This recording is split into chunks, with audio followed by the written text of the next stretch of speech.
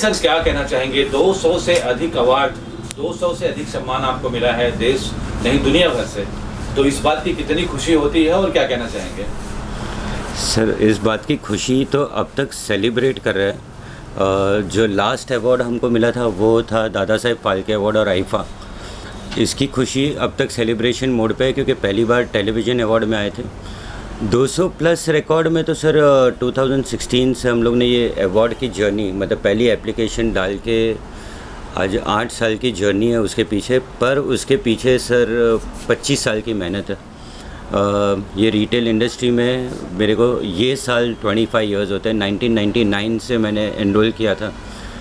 फिर डिस्प्ले आया, डिस्प्ले के बाद में जो मैनिक्विन्स का कॉन्सेप्ट आया, उसके रिकॉर्ड्स में हम लोग गए, काफ़ी पेपर वर्क किया, गवर्नमेंट अप्रूवल्स लिए। ऑर्गेनाइजेशंस के तरफ से इतनी अप्रूवल्स आनी और उतना टाइम लगना, तो सर 200 रिकॉर्ड प्लस ऐसे ही नहीं हुए, बहुत बड़ी जर्नी रही है उसके पीछे। आगे मैं आपको बताऊं तो सर इतने हद तक ये अवार्ड जो इंडिया से भी है तो पद्मश्री नॉमिनेशन तक भी हमको लेके गए, और 5 डॉक्टरेट्स हमने की है जिसमें इनोवेशन है, एंटरप्रेन्योरशिप है, बिजनेस एडमिनिस्ट्रेशन है।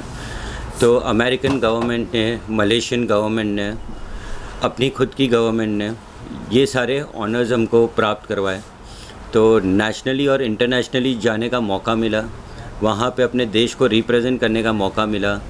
बोलते सर सबसे बड़ा जो किताब है वो अपना फ्लैग पहन के कहीं पे एक ऑनर लेने जाइए, तो वो ऑनर करने का चांस मिला।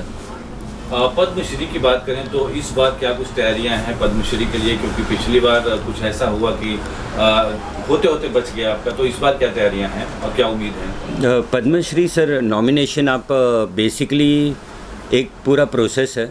जो आपने लास्ट टाइम किया तो ऐसा नहीं होता कि वही पेपर पे आप फिर से कर दो।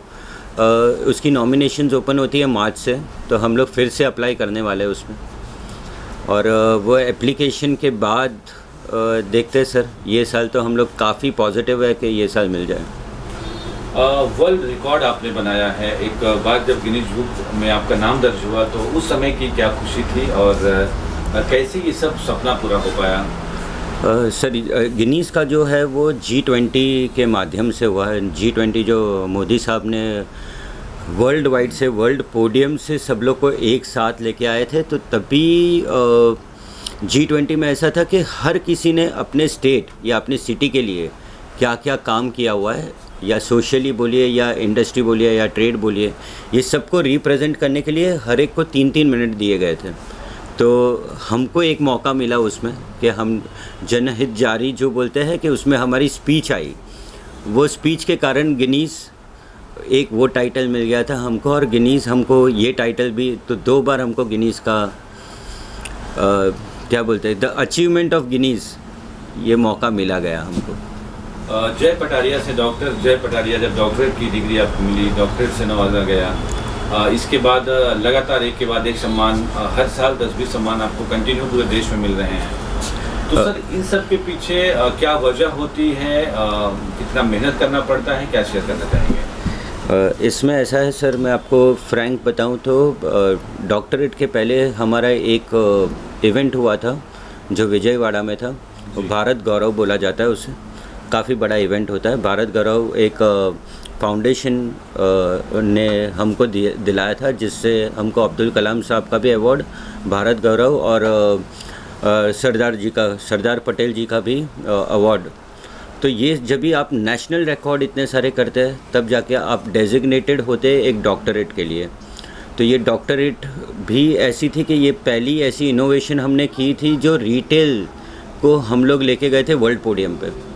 तो पहली डॉक्टरेट का वो तो खुशी अलग थी, घर में माहौल अच्छा था, स्टाफ बहुत खुश था। स्टाफ मतलब मेरी फैमिली है, तो फैमिली खुश थी। और सबसे बड़ी बात तो ये थी कि ये पूरी जर्नी अगर देखा जाए तो ये पूरी डेडिकेटेड मेरे वाइफ को है, क्योंकि उनको एक विजन था कि जो तू करना चाह रहा है उसको आगे तक कैसे लेके आएगा। तो एवरी कॉर्नर लूप उसने जो हेल्प की है वो अचीव करने में, और जितने भी अवार्ड सेरेमनीज़ होती थी या बिज़नेस लेवल पे बोला जाए तो वो साथ में होती थी। तो हमने तकरीबन समझो कि एक एक हफ्ते में हम लोग 10-10 अवार्ड शो में जाना पड़ता था जब भी नॉमिनेशंस हमारी ओपन हुई। और ये पहली जो नॉमिनेशन हमको डॉक्टरेट की मिली थी दैट वाज 2019। तो 2019 काफ़ी लकी रहा है हमारे कंपनी के लिए और अवार्ड्स की जर्नी के लिए, क्योंकि वो साल हम लोग ने 76 रिकॉर्ड्स बनाए थे एक ही साल में। उसके बाद तो हम जो भी ऑर्गेनाइजेशन को हम लोग आगे फॉरवर्ड करते हैं उसके बेसिस पे होता है। तो ये बिजनेस की बात करें तो बहुत जानी मानी शोरूम आपकी है इस लोअर परेड एरिया की, मुंबई की, जहां जेंट्स स्टाइलिश कपड़ों के लिए बहुत फेमस है। अब आपने लेडीज़ ब्रांड भी शुरू किया है, तो क्या उसका रिस्पांस आ रहा है, क्या कहना चाहेंगे उसके लिए? अभी तक जो इंट्रोडक्शन हो चुकी है, अभी मैन्युफैक्चरिंग लेवल पे वर्क इन प्रोग्रेस है।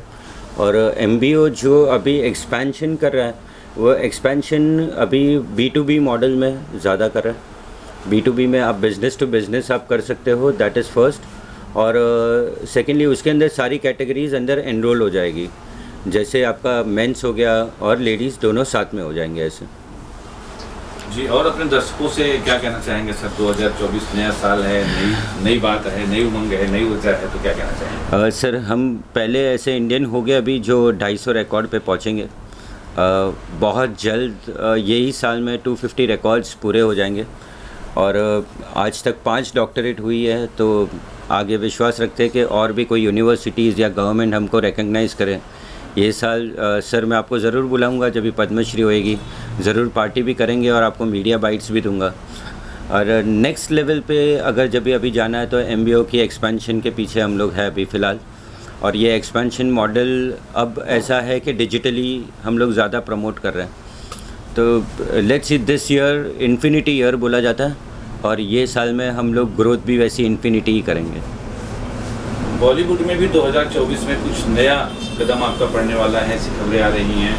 चूँकि हम लोग पत्रकार हैं तो मीडिया में भी और लोगों से सुनते भी आ रहे हैं कि जल्द ही आपको एक अच्छे गाने में देखा जाएगा। तो शायद आपको पता है कि नहीं है, लेकिन लोग आपको लेकर के तैयार हैं अपने प्रोजेक्ट को लेकर के। तो फिर क्या, अगर ऐसा मौका मिला तो आप तैयार हैं, रेडी हैं अपनी तरफ से? अगर आपको मौका मिल रहा है सामने से तो कर लेंगे सर।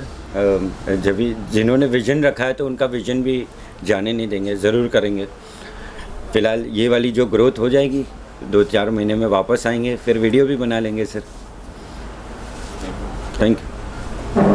जय सर, एक चलते चलते आखिरी सवाल, कितना सपोर्ट मिलता है? कहते हैं जब आप तरक्की करते हैं तो किसी न किसी का फैमिली में सर पे हाथ होता है, तो आपको कितना परिवार का सपोर्ट मिलता है? खास करके भाभी जी, मम्मी पापा, इन सब का कितना सपोर्ट मिल पाता है आपको? जब भी अगर हम पहले बोला जाए तो माय वाइफ, अगर उसका बोला जाए तो उसको थोड़ी सी पेज 3 वाली लाइफ बहुत अच्छी लगती है। तो उन्होंने हमेशा से ये बोलते हैं कि भाई तू ऐसा कोई काम करना कि जहाँ पे मेरे को पेज 3 वाली जो फीलिंग है वो फीलिंग के साथ में मैं जाऊँ। और सपोर्ट की बात करें सर तो बोलते हैं कि रातों को नींद नहीं आई है, वैसे सपने देखे हुए थे कि नींद ही नहीं आई। बट आज उनका सपोर्ट ऐसा रहता है कि every moment, every decision of the company, every accounting of the company, सभी जगह पे उनकी राय, उनका मशवरा और उनका साथ हमेशा रहता है। पेरेंट्स ने तो सर ऐसा बोला जाऊँ तो फादर ने तो फ्री हैंड दिया था कि लाइफ में जो करना है वो कर लो, और मॉम ने काफ़ी ब्लेसिंग्स दी हुई है। और सबसे बड़ी बात है कि मेरे सन की है, वो मेरा सबसे बड़ा क्रिटिक है। वो क्रिटिक ऐसा है कि अरे पापा यार 100 ही रिकॉर्ड हुए, अरे पापा आपको यहाँ नहीं बुलाया गया, अच्छा ये हीरो को तो आप नहीं मिले हो, या फिर ये इंडस्ट्री में आपको नहीं बुलाया गया। तो वो नहीं से शुरू करता है मेरे लिए, ताकि मैं जब भी जाऊँ तो तभी मैं वो मेक टू अ पॉइंट करूँ कि हाँ भाई मैंने ये अवार्ड अचीव कर लिया, या पद्मश्री ले लिया, या गिनीज़ ले लिया, या लिम्का ले लिया, या डॉक्टरेट्स ले ली। वो हर जगह पे मेरे साथ आता है।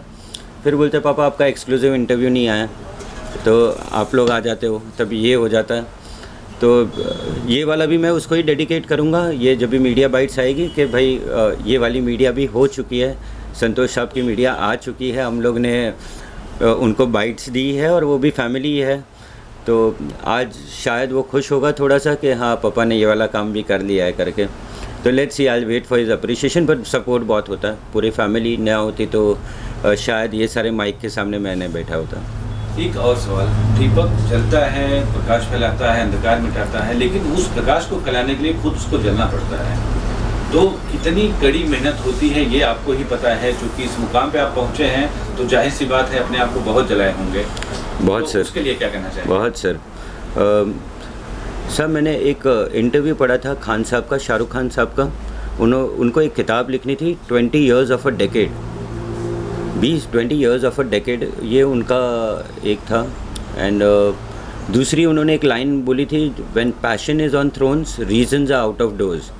ये दो लाइन बहुत साल पहले, आज से 20-22 साल पहले मैंने सुनी हुई है ये लाइन उनकी। और तब से ये बोलते हैं कि मुझे 25 साल लगे सर एक रिटेल इंडस्ट्री को यहाँ तक पहुँचाने में, या खुद की सक्सेस बोलूँ या फेम या फॉर्चून बोलूँ, तो 25 साल साहब एक आपकी पूरी जवानी उसके अंदर निकली हुई है।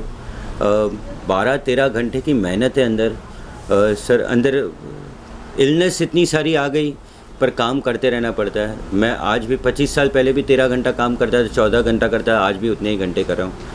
तो आसानी से नहीं मिला हुआ है, बहुत मेहनत करके लिया हुआ है। ये जितनी भी डेजिग्नेशंस है ये बहुत बहुत ज़्यादा मेहनत करके ली हुई है। तो अगर मैं आगे, मैं मेरे सन को, या फिर मैं जब भी कोई इंटरव्यूज़ देने जाता हूँ या लेक्चर्स देने जाता हूँ कॉलेजेस या स्कूल्स में, तभी यही बताता हूँ कि जो काम करो वो पूरी शिद्दत से करो, पर आपको पता होना चाहिए कि आपका गोल किस तरफ है। वो गोल के पीछे भागो तो आपको सक्सेस ज़रूर मिलनी है। आज नहीं मिली, कल ज़रूर मिलनी है। तो मुझे 25 साल लग गए सर यहाँ तक पहुँचने में। किसी में पेशेंस है, वो रुक जाएगा, वो सक्सेस ले लेगा। कोई किसी को जल्दी मिल जाएगी, तो पर सबके लिए दुआ ही है कि आगे ही बढ़िए, क्योंकि आपके देश का नाम आप आगे ले रहे हो उसमें। Thank you done sir, thank you, thank you. हुआ वर्ल्ड लेवल पे हुआ, तो अयोध्या आप कब पहुंच रहे हैं और क्या आस्था है भगवान श्री राम के प्रति आपकी? पहले तो जय श्री राम। अयोध्या इनविटेशन आया था सर, पर वो टाइम जा नहीं पाया मैं।